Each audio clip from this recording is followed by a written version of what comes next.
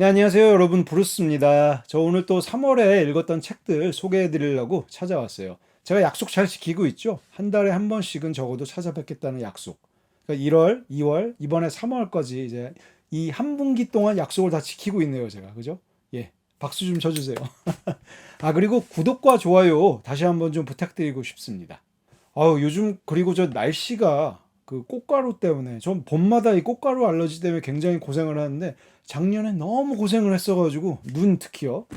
그 이번에는 아예 그냥 미리 안과 가가지고 약을 미리 타놨어요. 그래서 올해는 어떻게 선방을 하고 있는 것 같은데 알러지 이거 정말 고생하니까 여러분도 혹시 알러지 있으신 분들이 있으면은 꽃가루 본격적으로 날리기 전에 가셔서 그 약이라도 미리 좀 준비해 놓으시면은 좀 대비가 될 수 있을 것 같아요.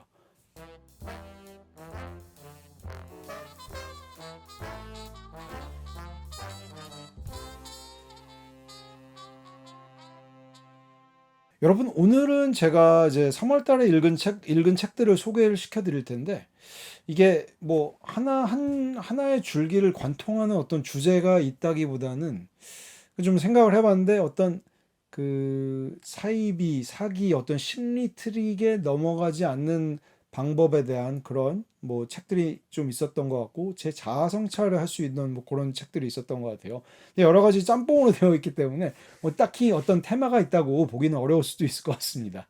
일단 그런데 제목은 일단 그 사기에 넘어가지 않는 자아 성찰의 방법. 뭐 이 정도로 지으면 어떨까 싶어요. 좀 더 재밌는 책을 위주로 먼저 좀 소개를 드리고 그 하여튼 그래서 순서를 좀 바꿨어요. 첫 번째 소개해드릴 책은 이 컬티시라는 요 책입니다.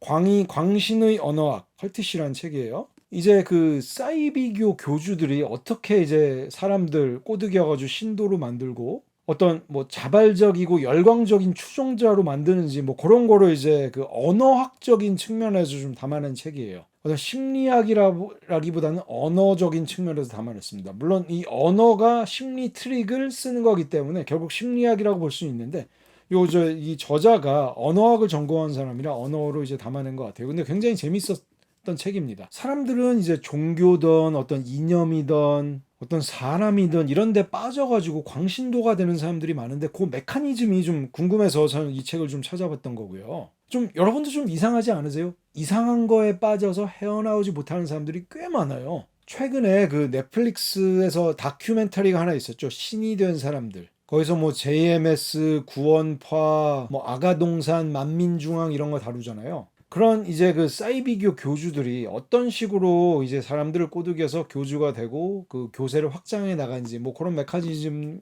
여기서 좀 배우리라는 기대를 하고 좀 이 책을 골랐던 것 같습니다. 그리고 여러분도 보시겠지만 팬덤, 어떤 특정 인물에 대한 바들이 있죠. 그런 것들의 어떤 메커니즘도 좀 이해할 수 있을 것 같다는 생각을 했어요.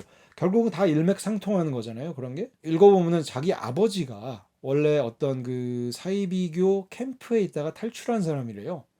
그러다 보니까 어떤 그 어려서부터 그런 거에 좀 관심이 많았던 사람일 테고 어떤 단순한 관심의 어떤 영역이 아니라 생존의 영역이라고 생각하는 그런 부분도 있었을 거예요. 그런 기대감을 가지고 한번 이 책을 시작을 했던 것 같습니다. 좀 근거도 생생할 거라는 생각이 들었고요.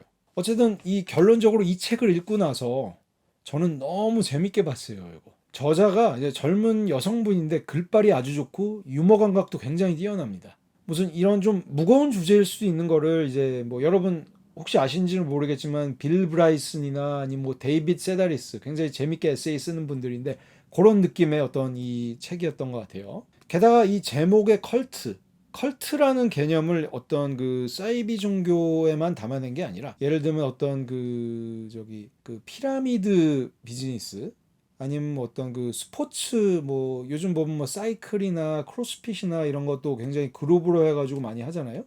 뭐 그런 것들 그리고 뭐 현대 사회의 SNS 인플루언서들 그다음 뭐 각종 구루 같은 사람들 그런 거를 다 이제 연계 지어놔 가지고 사이비교뿐만이 아니라 이런 걸 연계 지어놔다 보니까 좀 더 이제 폭넓게 이 컬트 언어 이 개념을 좀 더 적용시켜서 재밌게 읽을 수 있었던 것 같아요. 물론 이게 전부 나쁜 건 아니에요. 뭐 크로스핏이나 뭐 그런 사이클 그룹 지어서 하는 거 그런 거는 뭐 잘 건강에도 좋고 괜찮은데 이 저자가 이제 포커스를 하는 거는 그거의 메커니즘이기 때문에 뭐 여러분들이 뭐 어떤 반감을 가지거나 그러실 필요는 없을 것 같습니다. 좀 나름 그런 것들이 참신했던 것 같아요. 그래서 뭐 사이비 종교, 컬트, 그리고 뭐 신비주의 마케팅 이런 거에 좀 관심이 있는 분들한테는 그 원리를 이해하는 데 도움이 될 수 있는 책이고, 아니면 뭐 농담이지만 사이비 종교를 창설하고 싶으시거나 인플루언서가 되고 싶은 그런 분들한테도 좀 도움이 될 만한 책일 수 있다는 생각이 들었어요. 아, 그리고 제가 이 책을 읽으면서 저도 유튜브 채널을 좀 더 신비주의적인 이름으로 한번 바꿔볼까? 브루스 TV 좀 너무 그 맹맹하니까. 그리고 인도 힌디어 이런 거 좀 찾아봤어요. 힌디 단어 중에 뭐 만트라, 가이안, 우트라시, 뭐 우파데시, 마이니 뭐 이런 거 등등 찾아봤는데 뭐 적절한 거 찾지 못해가지고 그냥 채널 이름은 브루스 TV로 유지할 생각입니다. 있어 보이는 그런 언어들 찾아봤다는 거는 안 비밀이에요. 어쨌든 그런 그 사이비 종교 같은데 가볍게 넘어가지 않도록 여러분을 방어하는 데 있어서 좀 도움이 될 수 있는 책이라는 생각이 들었어요. 이 메커니즘을 알면은 미리 대비를 할 수 있는 그런 게 되겠죠. 하여튼 이 책 굉장히 재미있게 봤고 여러분께도 추천을 드리고 싶은 책이었습니다. 그 다음에 추천드릴 이 잃어버린 치유의 본질에 대하여 이 버나드 라운 그 박사라고 의사, 이제 90세 넘은 의사 선생님이 쓰신 책이에요. 지금은 얼마 전에 돌아가셨다는 것 같아요. 그 제 가장 친한 친구가 이제 이 책 한번 꼭 읽어보게 하고 싶다고 저한테 이제 사서 보내준 책입니다. 그래서 읽지 않을 수 없었죠. 읽기 전에 이제 이 저자가 어떤 분인지, 먼저 제가 고른 책이 아니기 때문에 저자가 어떤 분인지 찾아보니까 그 리투아니아에서 태어난 분이에요. 근데 14살 때 미국으로 이민을 갔고, 이 존스 홉킨스 의대에서 이제 박사를 하고, 그리고 이제 하버드 부속대 병원이 이제 브리검 여성병원에서 내과의로 오랫동안 재직을 하신 분입니다. 그리고 좀 심장 관련돼서 발명도 하셨는데요. 심실빈맥 치료할 때 사용되는 제세동기를 발명해가지고 심장 수술 그쪽에다 이제 가장 굉장히 중요한 어떤 컨트리뷰션을 한 분이라서 심장학계에서도 굉장히 이제 이름이 난 권위 있는 분이라는 것 같아요. 뭐 하버드대 심장학과 명예교수이기도 하고요. 의사로서 이제 사회활동도 굉장히 열심히 하신 분이고, 특히 이제 현대의학이 품고 있는 많은 문제들, 예를 들어서 과잉 치료라든가 어떤 그 진단 과정에서 혹사 뭐 이런 것도 이제 많이 이제 문제를 제기를 하셨고요. 나름 그런 오랜 경험과 그 성찰에서 비롯된 그런 게 이제 담겨 있는 책이라고 보시면 될 것 같습니다. 그런 마음으로 가지고 이제 그런 정도 정보를 가지고 저는 이 책을 시작을 했고요. 역시나 읽고 나니까 훌륭한 책이라는 생각이 들었어요. 제 친구가 이제 보통 친구가 아닌데 이 친구가 소개한 책이니까 확실히 다르더라고요. 이 이제 버나드 로운 박사가 이 책을 쓸 때는 75세였다고 그래요. 뭐 지금은 이제 계산해 보면 98세 정도 되셨을 텐데, 아, 돌아가셨죠, 참. 하여튼 이 버나드 로운 박사의 좋은 의사론 뭐 이 정도로 제목을 바꿔서 지어도 될 정도로 좋은 의사가 어떤 의사인가에 대해서 이제 얘기하는 책이라고 보면 될 것 같습니다. 어떤 환자들에 대한 마음 씀씀이, 그러니까 환자들의 이제 말을 더 경청하려고 노력을 하고, 또 이제 환자들의 입장을 공감하고 이해하려고 노력을 하고, 대신 이제 검사 기구의 어떤 측정 결과도 중요하지만 거기에 너무 매여 있지는 말아야 된다. 뭐 이런 또 이제 되게 의외의 주장을 하세요, 의사로서는. 경험상 어떤 검사에 대해서 지나치게 과신을 하고 있거나 너무 확신을 하게 되면 오히려 독이 될 수 있다는 뭐 그런 경험을 여러 번 하신 것 같더라고요. 왜냐하면 어떤 환자의 심리 상태도 이제 병세에 영향을 주는 요소이기 때문에 뭐 그런 그 결과가 나오는 게 아닌가도 싶습니다. 뭐 이제 그런 사례들을 소개를 하시면서 좋은 의사는 어때야 하는가라는 이제 말씀을 되게 많이 하시는데, 물론 저는 의사가 아니기 때문에 의사분들께서 읽어보시면은 좀 더 도움이 될 수 있는 책이라는 생각이 들었어요. 오늘날은 좀 현대사회가 많이 각박해졌다고 좀 얘기를 할 수가 있는데, 뭐 이건 의사뿐만이 아니라 모든 직업의 사람들이 좀 더 각박해졌다는 생각이 들어요. 그래서 이제 의사들이 더 친절하게 돼가지고 단순하게 그냥 치료만 하는 게 아니라 치유를 할 수 있는 의사들이 더 많이 나왔으면 좋겠다는 이 노의사의 바람이 많이 담겨 있는 책이었습니다. 이런 구절들 좀 마음에 많이 들었어요. 그 뭐냐면 저 의사는 두 가지 문화에 동시에 속해 있다. 과학이 더 주된 문화이지만 과학이 완전한 성공을 거두기 위해서는 치유의 예술 문화도 필수이다. 과학이 주가 되더라도 그 테두리 안에서는 인간에게 고통을 주는 모든 것이 다루어져야 하며 과학이 치유의 예술을 대체할 수는 없다. 과학보다는 전통의 뿌리를 둔 대체의학이 자리할 장소는 매우 넓게 존재한다. 인간의 정신을 단지 뇌로만 설명할 수는 없다. 의술은 아픈 영혼을 치유하는 의무를 잇거나 인간의 존엄성을 감소시켜서는 안 된다. 좀 마음에 들었던 구절인 것 같습니다. 그리고 마지막 챕터에서는 의사가 아니라 환자가 어떻게 해야 된다. 좋은 환자란 어떤 환자다라는 조언도 주시기 때문에 좀 요약해서 말씀드린 그거예요. 환자도 의사에 대해서 너무 환상을 가져서는 안 된다. 의사도 사람이니까요. 하여튼 좋은 책이고 여러분께 일독을 권해드리고 싶은 책이었습니다. 세 번째 이 책은 이제 아들 심리학이라는 제목인데요. 뭐 제목에서 느껴지시겠지만 아들 육아에 대한 책입니다. 뭐 육아에 대해서 뭐 요즘 뭐 오은영 박사도 책을 굉장히 많이 내시고 있고 뭐 매체도 굉장히 많이 출연을 하시는데 육아에 대한 책은 많지만 아들 육아에 특화되어 있는 책은 그렇게 많지는 않은 것 같아요. 저는 이 책을 어떻게 알게 됐냐면 챗GPT에다가 물어봐가지고 야 이거 아들 육아에 좀 그 조언을 구할 만한 책이 없냐. 왜냐면 저는 아들을 한 명 키우기 때문에 그게 좀 관심 분야라서 물어봐서 이 책을 알게 됐고요. 근데 아쉽게도 이게 좀 절판이 돼가지고 저는 뭐 중고로 구입을 하게 됐습니다. 이 책은. 저자 이제 공동 저자긴 한데 그 중에 한 명인 댄 킨들로는 그 하버드 의과대 교수고 아동 심리학을 가르치는 분이에요. 20년 이상 아동 심리 치료를 했고 어떤 신경 심리학적인 평가 그리고 학교 상담까지 이어지는 그런 임상 업무도 계속 쭉 하셨던 분이에요. 그리고 공저자 마이클 톰슨은 아동 및 가족 문제 전문 상담가이면서 심리학자고요. 미국 내에 한 250개 학교를 위해서도 일을 했고, 뭐 중앙 아메리카나 뭐 유럽이나 아시아에서 이제 국제 학교에서 일한 경험도 있다고 해요. 요 두 번째 공저자는 이제 저희 아들도 슬슬 한 명의 인간이 되어가고 있기 때문에 이제 그런 단계이기 때문에 이제 저희 아들 내면을 좀 더 이해를 해야 되겠다라는 마음이 들어가지고 저도 뭐 이 책을 시작을 했던 것 같습니다. 책을 읽기 전에 보니까 책 속에 이런 내용이 있더라고요. 저자들은 이런 소년들의 문제를 해결하는 방안으로 정서 교육을 제안하고 있는데 가장 중요한 것은 소년들의 본능과 심리를 이해하는 일이라고 강조한다. 소년을 한 인간으로 존중하고 이해하면서 그들의 충동적인 본능을 제어할 수 있는 방법을 제시하고 있다. 아들을 기르는 부모, 남자아이들을 가르치는 교사들에게 교육적인 지침을 제공하는 책이다. 라고 소개가 되어 있었습니다. 이 책을 읽고 나서는 느낀 게 이제 공감이 굉장히 많이 되는 책이었고, 뭐 도움을 되게 많이 줄 수 있는 책이었습니다. 잘 읽었습니다, 이 책은. 이 책의 이제 메인 테마 중 하나가 이제 방금 제가 쓴 단어 공감이라는 게 메인 테마 중에 하나예요. 아들, 그러니까 남자아이들이 보편적으로 가지는 어떤 정서나 감정, 그리고 어떤 기본적인 특성들을 잘 보여주면서 그런 사례들을 굉장히 많이 제시를 하기 때문에 도움이 됩니다. 물론 저는 이제 아들이 그 많이 어리기 때문에 여기서 소개하는 사례들의 초등학생 사례가 좀 많거든요.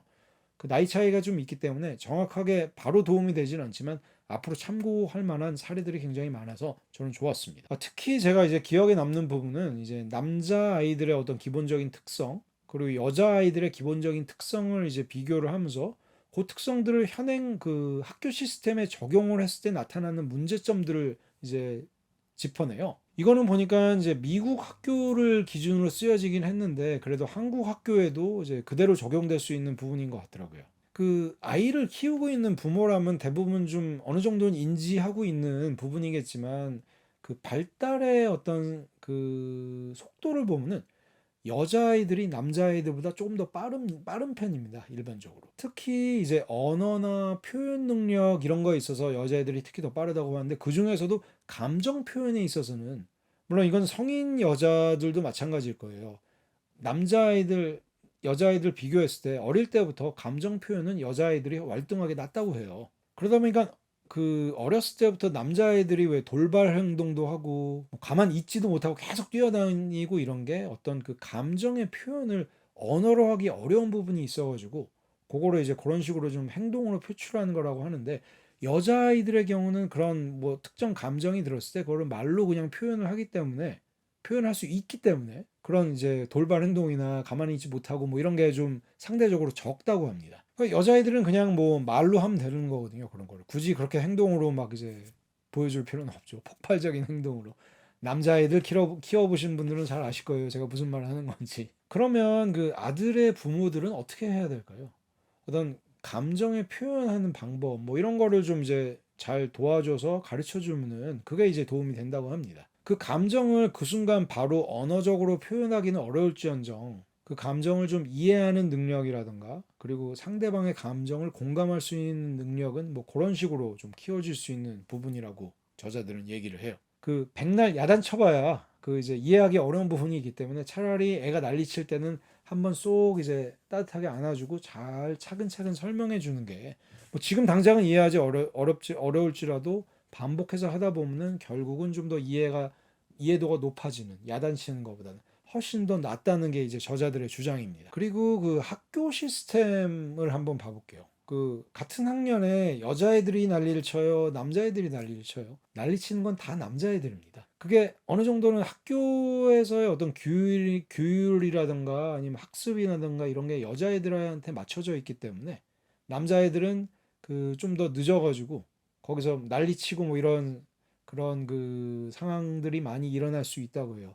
그래서 여자애들은 그런 거 보면서 이제 한숨을 쉬겠죠. 쟤는 왜 저럴까? 잘 이해가 안 되는 거예요. 같은 나이인데 남자애들 저렇게 난리하는 게. 이거 분명히 무슨 좀 미스매치가 좀 있는 것 같은데 어느 정도는 좀 조정할 필요가 있는 게 아닌가 싶은 생각이 들었어요. 게다가 이제 얼마 전에 들어보니까 요즘 뭐 왜 젠더 갈등 이런 게 좀 심하다고 하잖아요.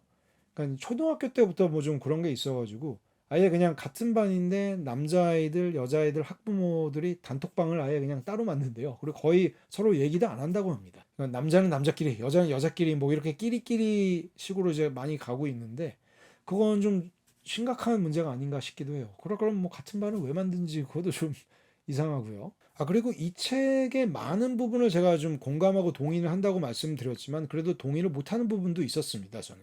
이 저자들은 그 왜 사회에서 남자아이들한테 요구하는 남성성이라는 게 있잖아요.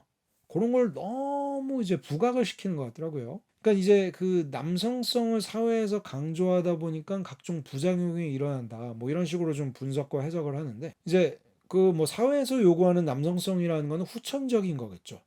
근데 이 후천적인 남성성과 어떤 본능, 아예 그냥 남자의 특성으로서의 어떤 남성성 이런 거를 좀 구분을 잘 안 해가지고 모호하게 이 남자들이 가지고 있는 본성조차도 좀 문제가 될 수 있다라는 뭐 그런 식으로 이제 그 주장이 이제 흘러가는 것 같아요. 제가 볼 때는. 그래서 어떤 선천적으로 타고난 어떤 남성의 그 남성성까지 희석을 시켜버리는 그런 느낌이었습니다. 본성이 먼저냐, 양육이 먼저냐, 이건 오랜 시간 동안 이제 학자들이 논쟁해오던 주제예요. 혹시 그 주제에 대해서 좀 궁금하시다면 그 역시 하버드대 심리학과 교수인데 스티븐 핑커 교수가 쓴 빈서판이라는 책이 있습니다.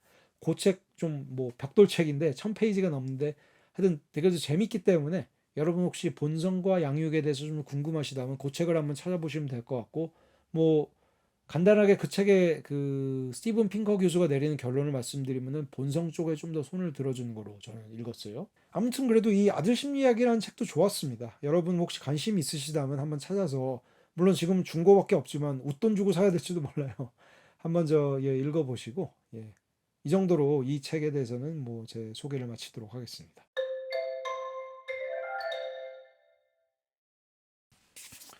이 네 번째 책은 이제 삶은 다른 곳에 밀란 쿤데라라고 이제 그 저기 그거 아시죠? 그 참을 수 없는 존재의 가벼움으로 유명한 그 작가 그분이 쓰신 소설이에요. 이거를 이제 3월 달에 독서 클럽 책으로 제가 지정을 했습니다. 이제 너무 이제 저희 독서 클럽에서 요즘 그 픽션을 많이 읽은 것 같아서 소설도 한번 읽어봐야 되겠다 해서 제가 이걸 정했던 거고 물론 3월 달에는 다들 좀 시간이 좀 안 돼가지고 모이지는 못했는데 근데 다들 재밌게 읽었다고는 하더라고요, 이 책을. 어쨌든 저는 이제 참을 수 없는 존재의 가벼움이나 농담이라고 밀란 쿤데라 소설들에서 어떤 느꼈던 삶의 아이러니라든가 어떤 그런 위트 이런 걸 느끼면서 감동을 좀 얻기를 기대를 하면서 읽기 시작했던 책이고요. 예전에 저 페이스북 친구분 뭐 박 대표님 출판사 박 대표님이 이걸 인생 소설이라고 했던 것 같고 뭐 이래서 책을 기억을 해놨다가 이제 보게 된 거고요. 이 책은 저도 이제 굉장히 재밌게 읽었습니다. 뭐 제 인생 소설까지는 아닌데 밀란 쿤데라가 더 좋아졌어요. 이 책을 읽고 저 밀란 쿤데라 전집을 샀습니다. 이따만 박스 세트로. 하여튼 뭐 이 책에서는 여러 이제 테마들이 보였는데 일단 성장통 얘기가 있어요. 빨리 이제 어른이 되고 싶어하는 주인공 이름이 야로밀입니다. 굉장히 급해요. 어른이 빨리 되고 싶어해요. 이제 야로미는 굉장히 예술적이고 시 짓는 재주가 있고 굉장히 섬세한 남자아이입니다. 그런데 이제 빨리 어른이 되고 싶고 여자도 품고 싶고 뭐 그러다 보니까 여자를 위해서라면 뭐 시고 뭐고 이런 거 다 갖다 버릴 뭐 이런 그 마음까지 있는 아이예요. 괜히 이제 폼나는 정치 이야기 막 하면서 여자들이 이제 임프레시브하게 느낄 수 있도록 하는 뭐 그런 것도 굉장히 이제 허세 부리는 거 그런 거 남자들 많이 하죠. 그런 것도 되게 좋아하고 나름 그런 재능을 타고난 아이가 그런 재능을 아예 그냥 전혀 엉뚱한 곳에 뭐 예술적인 어떤 생각이 아니라 여자를 위해서 쓴다는 게 일종의 저 아이러니라는 생각이 들었습니다. 시에 재능이 있는데 그걸로 뭔가 클 생각이 아니라 그거에 기반한 어떤 글재주, 말재주를 가지고 정치나 권위나 뭐 이런 거에 이제 매몰된다고 해요. 집중을 하게 되는 뭐 그런 상황들 재밌었어요. 또 다른 이제 테마 하나는 이제 아이를 품고 놓아주지 않는 그런 어머니. 야로밀의 이제 엄마는 사실 그 남편한테 그렇게 사랑을 받지는 못했고, 그리고 남편도 일찍 죽었습니다. 그래가지고 아들 야로밀을 굉장히 지극정성으로 길러요. 동시에 야로미를 놓아주지 않으려는 뭐 그런 마음도 있는 것 같고, 그 다음에 야로미의 아빠가 될 수 있는 어떤 남자를 찾아보려는 뭐 그런 좀 마음도 있는데, 그러다가 어떤 화가가 한 명 등장을 합니다. 근데 야로밀이 어느 순간에 보니까 이 화가의 어떤 그 말투라든가 몸짓이라든가 이런 걸 자기 따라하고 있다는 걸 깨닫는 장면들이 있는데, 야로밀은 그 이제 그 화가를 어떻게 보면 일종의 아버지 비슷하게 여긴 게 아닌가 싶어요. 그런 중간에 갑자기 자기가 돌아가신 아버지 그 초상화 사진이었나 초상화를 그림에 거는 그런 장면들도 나오고. 그래서 이 애는 아까도 말씀드렸지만 그 어른이 빨리 되고 싶고 하고 또 동시에 자립하고 싶어 하는데 그러려면 아버지가 필요하구나 이 아이는 뭐 그런 생각도 들었어요. 또 이 책에서 야로미를 요절합니다. 젊을 때 죽어요. 그런데 이제 소설 속에 소설이 하나 나와요. 자비에라는 주인공으로 그 야로민이 쓴 소설이 안에 등장을 하는데 그 소설 속에 한 소녀가 죽어가는 장면이 야로밀이 그 소설 뒤에서 죽는 그런 장면이랑 굉장히 비슷하거든요. 그리고 이제 야로밀이 실제로 죽을 때 자비에 자기가 소설에 쓴 그 캐릭터가 나타나서 야로밀에게 여자라고 불러요. 결국 그 야로밀이 쓴 소설 속의 그 소녀가 결국은 자기였던 거죠. 그 소녀는 그 소설 속 소설에서 자비에를 쫓아다니는데 자비에를 동경한다고 봐야 되는 거죠. 여자가 남자가 되는 뭐 그런 어떤 동경. 그 야로밀이 어떤 자비에 같은 어떤 진정한 어른 남자가 되고 싶어하는 뭐 그런 동경이 담겨 있는 것이라는 생각을 했습니다. 그래서 재밌는 소설이었고 하여튼 뭐 저 이 책 다 읽고 아까 진짜 그 밀란 쿤데라 전집도 샀어요. 밀란 쿤데라 책 더 읽으려고. 올해 아마 그 전집 한 절반 이상은 읽을 것 같습니다. 아니 나 그리고 밀란 쿤데라 그 전집 샀는데 제가 전집을 살 때 내가 밀란 쿤데라 책 가지고 있는 게 이미 있었어요. 한 대여섯 권 있는데 그게 포함이 됐는데도 그냥 전집을 샀어요. 그러니까 저는 약간 장서가 타입이라서 그런지 그런 박스 세트 이런 거 굉장히 탐냅니다. 그래서 그냥 사가지고 보관을 하고 있고 앞으로 또 쿤데라 책 이 저희 그 브루스의 서재에서도 또 소개를 드릴 거예요. 자, 그리고 다음 책은 나는 왜 나를 사랑하는가? 라는 책이에요. 이제 이 책의 원래 제목은 The Narcissism Epidemic인데, 이제 직역하면은 나르시시즘 전염병입니다. 뭐 저는 뭐 제 스스로도 뭐 아주 심하지는 않지만 어느 정도 저도 나르시시스트라고 생각을 하거든요. 어떤 그 사실 자기 혐오라든가 자존감 부족이라든가 이런 게 나르시시즘보다는 더 나쁘다는 생각이 들어가지고 뭐 그 나르시즘을 꼭 나쁜 거로 본 건 아니었어요. 저는 그래서 그럼에도 불구하고 이 저자들이 나르시시즘이 문제가 있다고 전염병이라고까지 얘기를 하니까 문제가 있다고 지적하는 거는 혹시 내가 잘 모르는데 심리학적으로는 이게 자기 혐오랑 나르시시즘이랑 통하는 게 아닌가 뭐 그런 좀 생각을 했었고 읽기 전에예요. 그리고 어떤 그 나르시시즘이 꺾이면 더 큰 자기 혐오가 생기진 않을지 그리고 어떤 병적인 나르시시즘은 어떤 문제점들이 있는지 그리고 이제 오늘날의 소셜 네트워크 같은 게 나르시시즘을 어떻게 더 조장을 하는지 뭐 그런 게 이제 나르시시즘의 심리학이 좀 궁금해서 읽기 시작한 책이었습니다. 그래서 일단 이런 관련 책을 한번 읽어보기로 했고요. 이 책도 챗 GPT한테 물어봐서 알게 된 책입니다. 챗 GPT 많이 활용합니다. 이것도 뭐 다 또 절판이 돼가지고 중고로 구했어요. 근데 뭐 대충 읽기 전에 대충 돌려봤는데 꽤 흥미로운 내용이 많았던 것 같아요.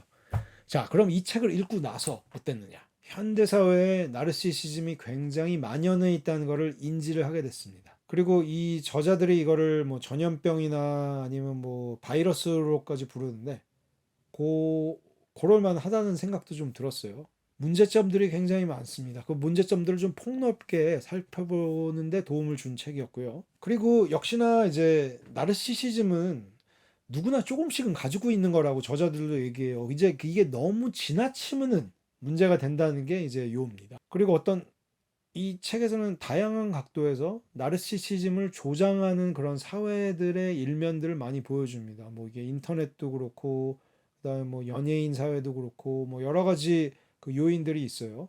그리고 뭐 예를 들면 뭐 자기 존중이라든가 뭐 자기 존중, 뭐 자기 자아를 찾아라, 뭐 이런 것들이 다 일종의 나르시시즘을 조장하는 그런 그 심리 그 메커니즘을 가졌다고 해요. 그 왜 자존감이나 자기 존중이나 이런 그 표현들 많이 쓰잖아요, 오늘날에. 결국 이런 게 다 나르시시즘이랑 좀 연관이 되는 그 표현들인데요. 어릴 때부터 그래도 뭐 나름의 좋은 의도로 자기를 더 존중해라, 뭐 자존감을 더 높여라, 뭐 이런 식으로 많이 그 좋은 의도로 교육을 시키는 거예요, 그거는. 아무래도 이런 교육들이 어려서부터 계속되면은 애들을 이제 오만하고 자기중심적이고 이기적이고 못된 성질을 가진 애로 좀 키울 수 있는 생각이 들진 않아요? 좀 들진 않을까요? 들지는 않나요? 좀 겸손한 아이가 나오기는 어려울 거예요, 아마 여러분은. 그런데 문제는 거만한 바보를 좋아하는 사람 아무도 없습니다. 자기 객관화가 좀 더 잘 되는 게 오히려 더 좋다는 생각이 들었어요. 물론 너무 자기 객관화가 돼가지고 이제 능력이 떨어지는 사람이 자기 존중을 안 하고 자존감이 더 떨어지고 이런 것도 문제겠지만, 너무 이제 별 볼 일 없는 사람이 나 그래도 잘났어 뭐 이런 거 해가지고 나르시시즘이 생기고 뭐 이런 거보다는 좀 낫지 않을까. 물론 균형을 잡아야 되는 문제라는 생각을 했어요. 그 이 책에서 자존감과 나르시시즘과 확연하게 이제 구분을 해요. 이거는 어떻게 다르냐면요. 나르시시스는 자기가 굉장히 똑똑하고 잘생기고 잘났고 뭐 이런 거는 이제 생각을 하는데, 타인에 대한 어떤 배려심이나 도덕심이나 어떤 호의나 공감력은 떨어집니다. 반면 자존감이 높은 사람은 그것도 같이 동시에 품고 있어요. 자기도 잘났는데 남들에 대한 어떤 배려나 도덕심 뭐 이런 것도 같이 가지고 있습니다. 그게 이제 나르시시즘과 자존감이 높은 사람과의 차이죠. 이제 저 자신도 SNS를 나름 많이 하면서 나름 좀 나르시시즘이 있다고 생각을 하는데, 그러고 보니까 저 어릴 때 거울 보고 막 약간 미소 짓고 이런 거 보면 엄마가 와가지고 막, 야 너는 왜 너를 보고 그렇게 웃냐 하면서 이제 핀잔도 되게 많이 주셨어요. 그러면서 이제 하도 저 이제 혼자 뭐 그러고 있으니까 야 너는 키까지 컸으면 큰일 날 뻔했다, 키 작아서 다행이다, 뭐 이런 말씀도 하셔가지고 좀 한참 웃었던 기억이 나는데, 아무튼 어떤 너무 자존감과 자기에 너무 심하게 빠지는 것도 문제라는 생각을 우리도 저도 전부 인지할 필요가 있는 것 같습니다. 이 책도 뭐 모든 거를 다 이제 그 동의하고 공감하기 좀 어려운 부분들이 있었는데, 뭐 여러분도 한번 읽어보세요. 그래도 분명한 거는 뭐든지 과하면 문제가 됩니다. 그리고 이 책을 읽다 보면은 왜 저기 트위터나 페이스북에 잘난 척하는 사람들을 저격할 수 있는 그런 문구들이 많이 있는데, 그거 그냥 타이핑 쳐가지고 올려서 뭐 이런 재미도 있을 것 같은데, 그래도 그러지 마세요. 그냥 남 저격하는 게 뭐가 좋습니다. 예, 좋습니까? 편하게 봐야죠, 책은. 이 책은 예, 여기까지고요.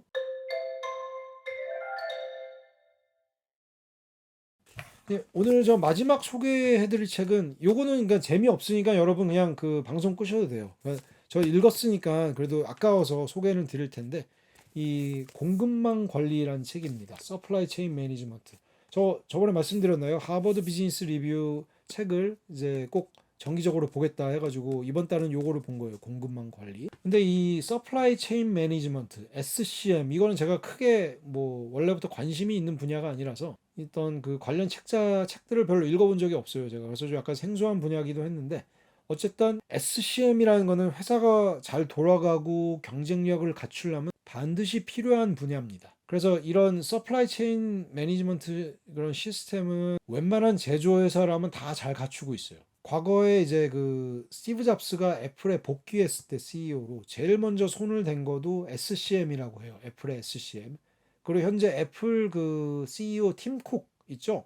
그분도 SCM 전문가 출신으로 알고 있습니다. 이제 저는 이제 관심 분야 약간 전문 분야라고 하면 그게 이제 기업 전략, 뭐 비즈니스 전략 분야인데 SCM과의 협업이 분명히 앞으로도 많이 이루어질 거기 때문에 그런 측면에서 이 책을 읽으면서 배우고 도움을 얻을 수 있는 그런 그 기회가 되도록 하기 위한 목적을 가지고 책을 읽기 시작했습니다. 물론 이 책을 다 읽고 나서는 아무래도 아까 말씀드렸지만 제 전문 분야가 아니라서 100% 이해했다는 생각은 들진 않았는데 그래도 좀 도움되는 몇 개의 아티클들이 있었습니다.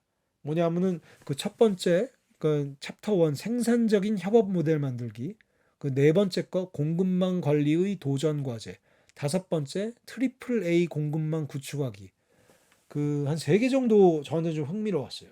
그리고 여러분 잘 아시는 그 의류 업체 자라의 어떤 직관에 반하는 어떤 그 직관에 반대되는 서플라이 체인 매니지먼트 시스템을 가지고 있다라는 챕터가 있었는데 그것도 좀 흥미롭게 읽었던 것 같습니다. 그 생산적인 협업 모델 만들기 그 챕터는 모든 이제 파트너십에서 기본이 되는 목표를 똑같이 맞추고 솔직한 커뮤니케이션을 유지하고 어떤 윈윈이 될 수 있는 모델을 구축해 나가는 어떤 프레임워크를 제시를 하면서 사후 관리, 어떤 모니터링을 잘할 수 있는 그 사후 관리 시스템까지 구축해 나가는 뭐 그런 거를 다뤘어요.